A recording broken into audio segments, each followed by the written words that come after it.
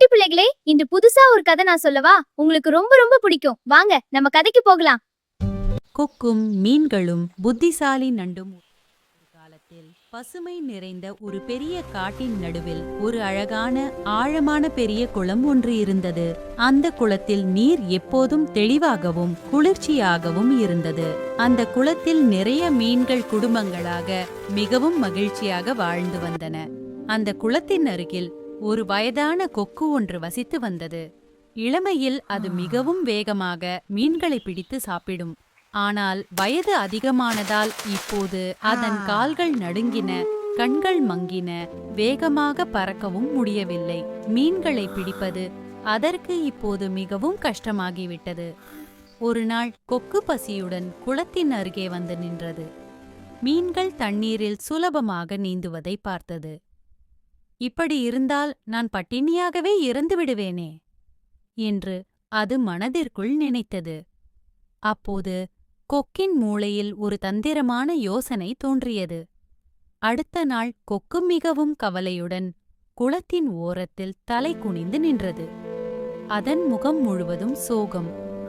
அதை பார்த்த மீன்கள் ஆச்சரியப்பட்டு கேட்டன, கொக்கா, எப்போதும் நம்மை துரத்தும் நீ இன்று ஏன் இவ்வளவு கவலையாக இருக்கிறாய்?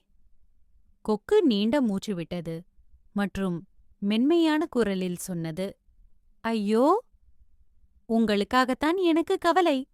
மனிதர்கள் இந்த குளத்தை விரைவில் உலர்த்தப் போகிறார்கள் என்று நான் கேட்டேன். அப்போது நீங்கள் எல்லோரும் உயிரிழந்து விடுவீர்கள். இந்த வார்த்தைகளைக் கேட்டதும் மீன்களின் முகம் மாறியது. அவையெல்லாம் மிகவும் பயந்துவிட்டன. அப்படியா? அப்போ எங்களுக்கு தப்பிக்க வழியே இல்லையா என்று சில மீன்கள் அழ ஆரம்பித்தன. அப்போது கொக்கு மிகவும் இனிமையான குரலில் சொன்னது, பயப்படாதீர்கள், அருகிலேயே ஒரு பெரிய ஏரி இருக்கிறது. அது மிகவும் பாதுகாப்பானது. நான் உங்களை ஒருவராக என் அலகில் எடுத்துச் சென்று அந்த ஏரியில் விட்டுவிடுகிறேன். அப்பாவியான மீன்கள் கொக்கின் இனிய வார்த்தைகளை எந்த சந்தேகமும் இல்லாமல் நம்பின. அடுத்த நாளிலிருந்து தினமும் கொக்கு ஒரு மீனை மட்டும் எடுத்துச் சென்றது.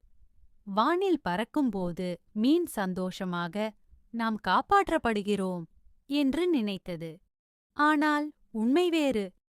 கொக்கு அந்த மீனை ஏரிக்கு கொண்டு செல்லாமல் ஒரு தனியான பாறையில் வைத்து சாப்பிட்டுவிடும். அங்கே நாளுக்கு நாள் மீன் எலும்புகள் குவிந்தன. பல நாட்கள் இப்படியே சென்றன. குளத்தில் மீன்களின் எண்ணிக்கை குறைந்து கொண்டே போனது. இறுதியாக ஒரு புத்திசாலி நண்டு மட்டும் குளத்தில் மீதமிருந்தது. அந்த நண்டு சுற்றிலும் பார்த்தது. மீன்கள் எவரும் இல்லை. அது சற்று யோசித்தது. ஏதோ சரியில்லை. எல்லா மீன்களும் போன பிறகு ஒருவனும் திரும்பி வரவில்லையே என்று அது நினைத்தது. அப்போது கொக்கு வந்து, நானும் வருகிறேன் என்று நண்டு சொன்னது. ஆனால் ஒரு நிபந்தனை, நான் என் நகங்களால் உங்கள் கழுத்தை பிடித்துக் கொள்வேன். கொக்கு ஒப்புக்கொண்டது. வானில் பறக்கும்போது நண்டு கீழே பார்த்தது. அங்கே எங்கும் மீன் எலும்புகள். அப்போது நண்டுக்கு எல்லாம் புரிந்துவிட்டது. நீ பொய்யன், நீ எல்லோரையும் ஏமாற்றினாய் என்று கத்தி கொக்கின் கழுத்தை வலுவாக நகத்தால் பிடித்தது. வலியில் கொக்கு துடித்தது. சமநிலை இழந்து கீழே விழுந்தது.